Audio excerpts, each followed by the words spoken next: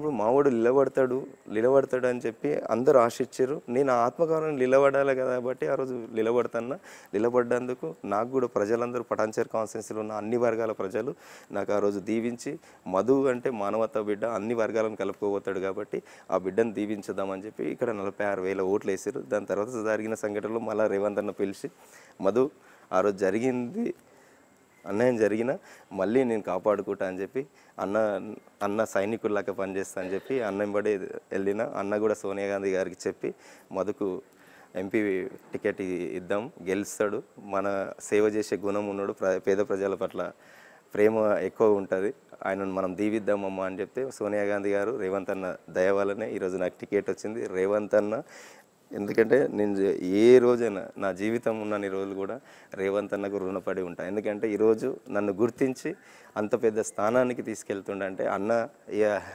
చెప్పలేను, అంత ఆనందంతో చెప్తున్నా. అన్ననే నాకు జీవితం అంతే. ఇలా మధు గారు, మీ నియోజకవర్గంలో అంటే మెదక్కి సంబంధించి మీతో పోటీ పడుతున్న వాళ్ళు, ఒక ఆయన అడ్వకేట్, మరో ఆయనేమో రిటైర్డ్ IAS ఆఫీసర్.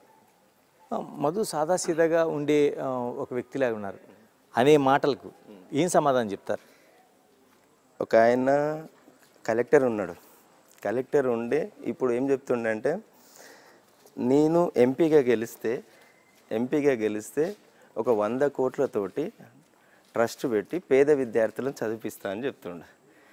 నేనేమంటున్నా అంటే, ఈ 100 కోట్లు పెట్టేంత స్తోమత మీకు ఉన్నది కదా, మీరు ఇప్పుడు ఎమ్మెల్సీగానే ఉన్నారు కదా, మీరు కలెక్టర్గా ఉన్నప్పుడు మల్లన్న సాగర్ భూములు పోయిన రైతులు, రంగనాయకుల సాగర్లో పోయిన భూములు పోయిన రైతులు, కొండపోచమ్మ సాగర్లో పోయిన రైతులు, వీళ్ళకు మరి వాళ్ళ కన్నీళ్ళు కనరాలేవు. ఆ రోజు వాళ్ళు రైతులు వచ్చి ఏమని అడిగారు, మీకు నష్టపరిహారం సరిపోతలేదు, మాకు కొద్దిగా ప్రభుత్వంతో మాట్లాడి నష్టపరిహారం కొద్దిగా పెంచేయండి సార్ అని చెప్తే, గ్రామాలు ఒక్కొక్క రైతు 20 ఎకరాలు 10 ఎకరాలు ఉండి ఈరోజు కూలి పని చేసుకుంటారు, సొంత ఇల్లు లేక ఏడుస్తారు. వాళ్ళు కళ్ళలో నీళ్ళు చూస్తే బాధ వేస్తుంది గజ్వేల్ సైడ్ పోతుంటే. ఆ రోజు వాళ్ళకు అన్యాయం చేసినావు కదా, వాళ్ళ నష్టపరిహారం ఇవ్వకుండా వాళ్ళు కోర్టుకు పోతే మీ దిక్కున్న చోట చెప్పుకోపో అని చెప్పి వాళ్ళని పోలీసులతో మెడల్ బట్టి దుబ్బేసినాం. వాళ్ళు కోర్టుకు పోతే కోర్టు మీకు అక్షంతలు వేస్తే మీరు ఏం చేస్తారు, రాత్రికి వాళ్ళని గ్రామాల నుంచి ఖాళీ చేసి తుంకి బొల్లారం అనే గ్రామంలో రేకుల షెడ్ నైట్కి షెడ్ వేసి, వర్షం వస్తేనేమో నీళ్ళలో మునిగిపోతాయి ఇండ్లు, ఎండ వస్తేనేమో అక్కడ ఉండలేక రెంట్ ఇంట్ల కిరాయికి ఉన్నారు. అలాంటి వాళ్ళకు సాయం చేయాలనుకుంటే నీ ఎమ్మెల్సీ జీతం వస్తుంది కదా, మరి జీతం నుంచి నీ మానవత్వం అప్పుడు